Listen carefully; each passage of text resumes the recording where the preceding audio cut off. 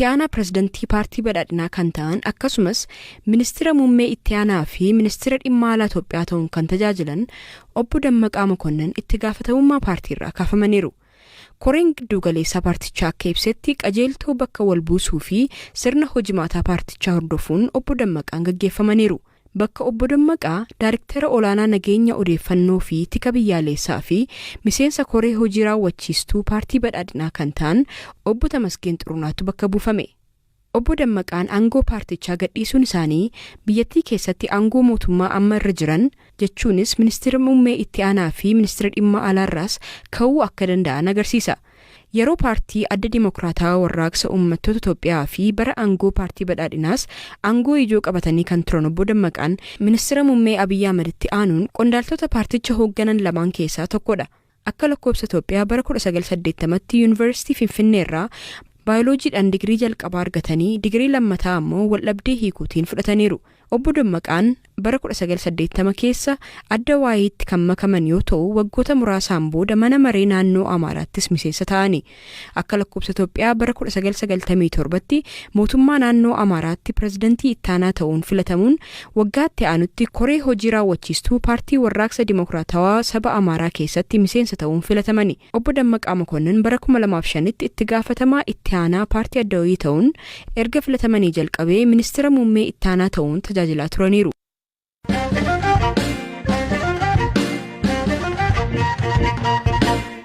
Horsiisee bultoonni biyyoota baha Afrikaa garaagaraarraa walitti dhufan magaalaa Finfinneetti waltajjii agarsiisa horsiisee bultoota baha Afrikaa jechuun qophaa'e irratti walitti qabamaniiru. Expo yookaan waltajjii kana ministeerri jallisii fi naannolee gammoojjii Itoophiyaa IGAD waliin ta'uun qopheessaniiru. Deetaan ministeera jallisii fi naannolee gammoojjii Dr. Biraanuu Leenjisoo barbaachisummaa Expo kanaa akkanaan BBCtti himaniiru. Kaayyoon isaa inni guddaan horsiisee bultoota kennaa keessayyuu naannoo baha Afrikaa kana keessatti argaman rakkoo akkamii qabu, qabeenya akkamii qabu, jiru akkamii jiraatu, fuulduratti maal ta'uu qabu ka jedhu irratti marii jalqabuudha. Kan irratti hirmaatan biyyoota baha Afrikaa yookiin immoo biyyoota IGAD keessa jiranii isa alas biyyoonni affeeraman jiru. Kan akka Tanzaaniyaa fa'aa affeeramanii jiru. Akka waliigalaatti garuu kallattiidhaan kan irratti hirmaatan biyyoota miseensa IGAD ta'anii jechuudha. Horsiisee bultoonni baha Afrikaa keessa jiran muuxannoo akkamii qabu, beekumsa akkamii qabu, meeshaalee akkamii qabu, aadaa akkamii qabu, immoo rakkoo akkamiitu isaan qunnamaa jira keessayyuu rakkoo jijjiirama qilleensaatiin wal qabatee amma horsiisee bultoota keenya akka malee qoraa jiru kana bifa akkamiitiin irra aanaa misooma akkamii yoo babal'isne rakkoo isaanii kanarra aanuu danda'anii fuulduratti maal ta'uu qaban ka jedhu san irratti waliigaltee uumuudha. Horsiisee bultoonni immoo naannoo kana keessa jiraatan biyya tokko qofa keessatti hin daanga'anii hin socho'u. Daangaa ce'anii deemuun hin jira. Akkasumas biyyoota lama keessa uummanni tokko bakka itti jiraatu baay'eedha. So biyyoonni kun walitti dhufanii waliin ta'anii furmaata san akka tolchan jechuudha waan kun.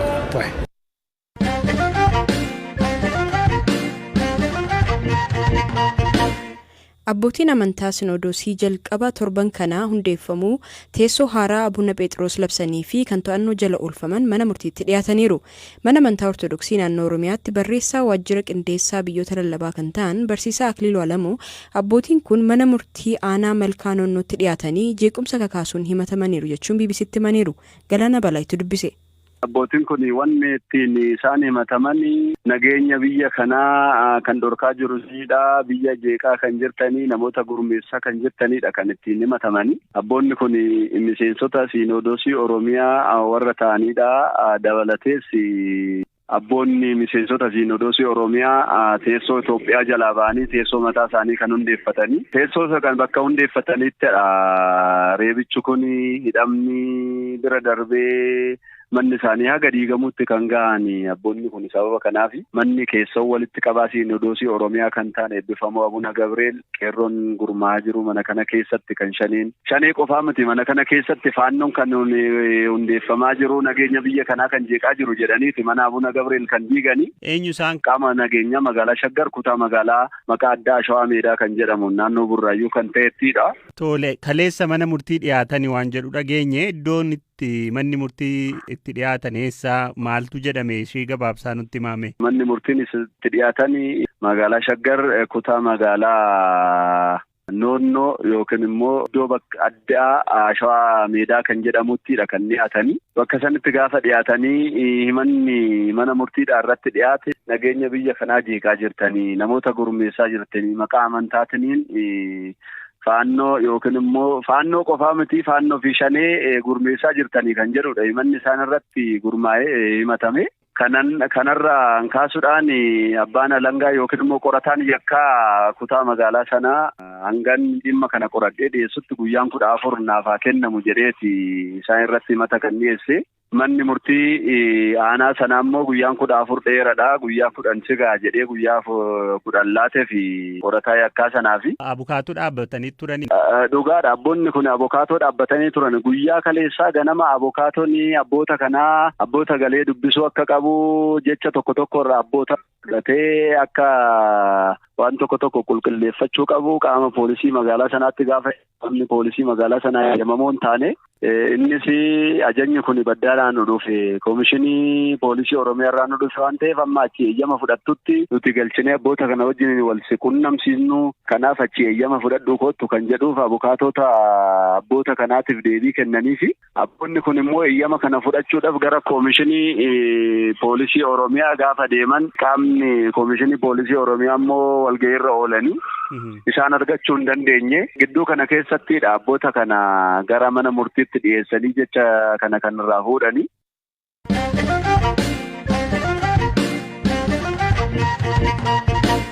Ministeerri muummee Itoophiyaa Abiy Ahmed waliigaltee ulaa galaanaa argachuuf Somaalilaand waliin mallatteessaniin walqabatee muddama jiruun Somaaliyaa waliin waraanatti galuuf gonkumaa fedha kan qabne ibsani. Ministeerri muummee Abiy kana kan dubbatan yaa'ii koree giddu galeessaa dhaaba badhaadhinaa irratti ibsa wayita kennanidha. Ulaa galaanaa qabaachuuf gaaffii Itoophiyaan dhiyeessite ilaalchisee guutuu addunyaa irraa deebii argame irrattis dubbataniiru. Kan isaan yaaddeessu hariiroo uummattoota biyyoota lamaanii gidduu jiru ta'us himaniiru. መጀመሪያ የባህር ወደብ ያስፈልገናል ስንል ከአሰብ ጋር ሊዋጉ ነው ከኤርትራ ጋር ሊዋጉ jalqaba handaarri galaanaa nu barbaachisa yeroo jennu asab waliin eertiraa waliin wal waraanuu fi ka jedhu duula guddaatu ture amma immoo Somaalilaand waliin yeroo ta'u asab irratti waraanni hafuusaatti ashuu hin jenne kunis ajandaa ta'eetu dubbiin itti fufe Somaaliyaan eenyuyyuu caala obbolaa firaaf ollaa Itoophiyaati. Waggoota kurnan darban Itoophiyaanotni kumootaan lakkaawwaman Somaaliyaa keessatti nageenya Somaaliyaa eegsisuuf aarsaa lubbuu kaffalaniiru. Kumaan kan lakkaa'aman addunyaa irratti biyyi kamuu gatii Itoophiyaan baaste kan baaseen jiru. Itoophiyaan mootummaa Somaaliyaa fi uummata Somaaliyaa waliin fedha waraanatti galuu gonkumaan qabdu. Tokkoffaa tokkummaa Somaaliyaa irratti mootummaan kun kan hamatamu miti. Seenaa Itoophiyaa keessatti yeroo duraatiif Somaaliyaan tokko akka taatu mootummaa dubbiin qofa osoo hin taane qabatamaan agarsiisedha. Fakkeenyaaf pirezidantiin duraanii Somaaliyaa Farmaajoo fi pirezidantiin Somaalilaand Bihiin Itoophiyaatti akka wal argan, Jibuutiitti akka wal argan yaalii gooneerra. Wal agarsiifnees mari'anneerra. Tokko akka ta'an onneerraa waan barbaannuuf jechadha. Keeniyaaf Somaaliyaan dhimma daangaa irratti wayita wal dhaban pireezidant Farmaajoo Keeniyaa geessinee pireezidant Uhuru wajjin akka dubbatan yaalleerra. Maaliifi nageenyi isaanii nageenya keenya waan ta'eef nuti gaaffiin handaara galaana diimaa irraa qabnu sirrii ta'uu addunyaatti agarsiifneerra. አክሰስ ጥያቄያችን ሌጂቲሜት መሆኑን አሳይተናል። ዓለም በሙሉ ይገባቸዋል እኮ ግን ነው addunyaan marti isiniif mala garuu jedha. Fedhiin keenya ulaa galaanaa argachuu qofa. Fedhiin jiru Itoophiyaa irraa qamadii, Itoophiyaa irraa xaafii, Itoophiyaa irraa namaaf loltuu argachuudha. Rakkoon qabu safuun Itoophiyaaf kennuudha. Dippiloomaasiin keenya akkasi. Dippiloomaasii qaanaaf dhokataadha. Amma bifa isaa jijjiirrachaa jira. Waraana mala jireenyaa gochuu hin barbaannu. Waraana caala dubbiif dursa kennina.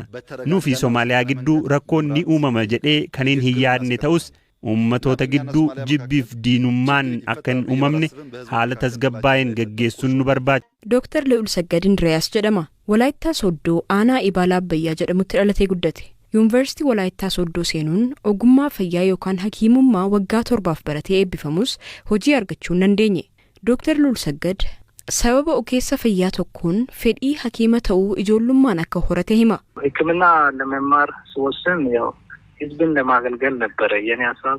Hakiimummaa barachuudhaaf yemmuu murteesse yaadni koo uummata tajaajiluu ture. Naannoon ani jiru baadiyyaadha. Uummanni karaa fagoo deemee guyyaa 3-4 eeguudhaan tajaajila fayyaa argata ture. Yeroo sanatti ani barumsa koo yemmuun baradhutti anis hakiima ta'ee hawaasa kana tajaajiluu ture kaayyoon koo. Yemmuun ijoollee turetti naannawa Walaayittaa hakiimni beekamaan Dr. Qalamuu jedhamutu jira ture. Nama baay'ee gaarii, nama uummata isaa tajaajilu ture. Namni baay'ee isa jaallata, isas kabaja. Nutis isa dhagaa guddanne. Anis fakkeenya isaa hordofuudhaan akka isaa uummata gargaaruun barbaade. Waaqayyos na gargaaree hakiimummaa baradheen eebbifame. Bara 2015tti ogeessa fayyaa ta'ee kan eebbifame dargaggoon kun kaayyoon isaa itti aanu garuu hin milkoofne. Qormaata bahiinsaa yuunivarsiitiis qoramee darbuun gulantaa dooktara jedhu argatus Dr. Lu'ul Saggad hojii argachuu waan hin dandeenyeef gara qonnaatti deebi'uu hima. ያሉትን አማራጮችን ለመጠቀም ሞክሬያለሁ። Filannoowwan jiru hunda fayyadamuudhaan hojii argachuudhaaf yaaleera. Keessumaa godina koo keessa carraan hojii tokko jira ture. San argachuudhaaf guddaa yaalee garuu milkoofne. Bakka hedduutti hojiidhaaf iyyata galcheera. Gariin isaanii hanga ammaatti deebii naaf hin kennine. Eegaan jira. Magaalaa biroo akka Finfinneetti hojii argachuudhaaf iyyata galchuun ni cima. Sababni isaa isachi deessee eeguu qabda. Kun anaaf cimaadha. Garuu waan hin danda'u hundan yaalaa jira. Hangan hojii argadhutti garuu callisee taa'uu hin feene. Ilma qotee bulaa waan hin ta'eef qonna hojjechuun eegale. Barnoota hawwiisaa ta'e kana barachuun booda hojii argachuu dhabuu isaan maatii isaa fi isatti wanta dhaga'ameeru Dr. Lu'ul Saggad akkanaan dubbata. በጣም ኢት ኢዝ ፔንፉል ነው። በጣም ያማል። ከዛ ደግሞ ያን ቻሌንጅ አልፌ baay'ee nama dhukkuba. Rakkoo hunda dabartee gara hojiitti hangala'aa jettee barattee eebbifamtee sana boodas qormaata bahiinsaa qoramtee dabartee eeyyama argattee waan hundaan milkooftee sana booda gara kanatti gaafa deebitu ni cima. Dhugaa dubbachuudhaaf nama dhukkuba. Maatiin koo dhugaa jiru waan beekaniif hammaaf hojii argachuu akkan dadhabe waan hubataniif na dhiphisuun barbaadani. Na tasgabbeessuudhaaf yaalu. Hin yaadda'in hojii ni argatta naan jechuudhaan kadhannaanis ta'e yaadaan na deeggaru. ይገኛል አይዞህ እያሉ በጸሎትም በተለያዩ ነገር ይረዱኛል ከእነሱ ጋር።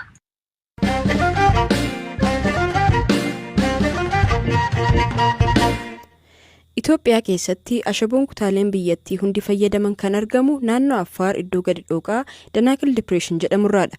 Amma naannoo Oromiyaa godina Baalee Bahaatti kuufamni ashaboo nyaataa argamu waajjirri misooma albuudaa godinichaa ibse. Hoogganaa waajjirichaa obbo Biraanuu Joobiraa waayila koo Hamzaa Huseentu dubbise.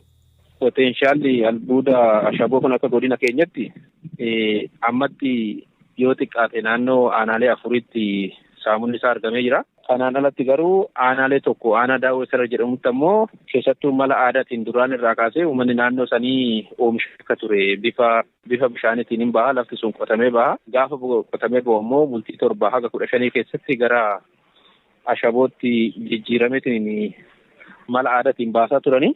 Kana jechuun kanaan dura naannoo ganda tokko qofa aanaa san keessa iyyuu ka argamu ammatti naannoo ganda 5 gahee jira. Akkasumas ammoo aanaa san qofa osoo hin taane aanaalee akka raayituu aanaa ollaa sanitti kan argame ta'uu isaati. San bira darbee aanaa sawweenatti mataan isaa aanaa biraatti argameera. Inni biraa addaan hin baane malee aanaa gololchaa mataasaa naannoo daangaa irratti laga waamee jedhamu irratti saamunni ashaboo kanaa ogeeyyiin keenya sadarkaadhaan jiru kan aanarra jiran saamuda san nuuf fidanii turani. Walumaa galatti poteenshaalli naannoo kana jiru potenshaala guddaadha jechuudha dhugaan jiru. Ta'us garuu mala teknooloojiitiin fayyadamamee poteenshaalli guutuun argamaa jiru kuni uummanni fi biyya akka irraa fayyadamu hin taane jechuudha. Ashaboon kun ashaboo kanuma nyaataati moo? Kama nyaatamudha. Ashabichi kan ashaboo biraatiin miti ashaboo nyaataati. Gama abbaa taayitaa misooma albuuda Oromiyaatiin ashaboo ta'uun isaa addaan baheera. Laboraatooris galee mirkanaa'eera. Garuu nyaataaf ammoo mirkanaa'ee kallattii fayyaatiin jechuudha. Nu bira hin geenye.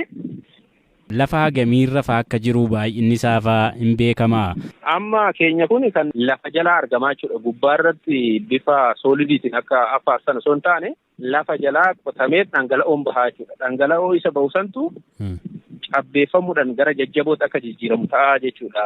Isa bifa dhangala'ootiin argamu sana ammoo akka bishaanitti maashiniidhaan jechuudha kan baafamuudhaaf amma hojjetamaa jiru. Osoo maashiniin gurguddaan abbootiin qabeenyaa gurguddaan maashina gurguddaadhaan kan haalli infraastiraakcharii naannoo sanii daandiin mataan isaa mijatee gara dhufanii kan oomishan taate poteenshaalli guddaan akka jiru namatti mul'isaa jechuudha.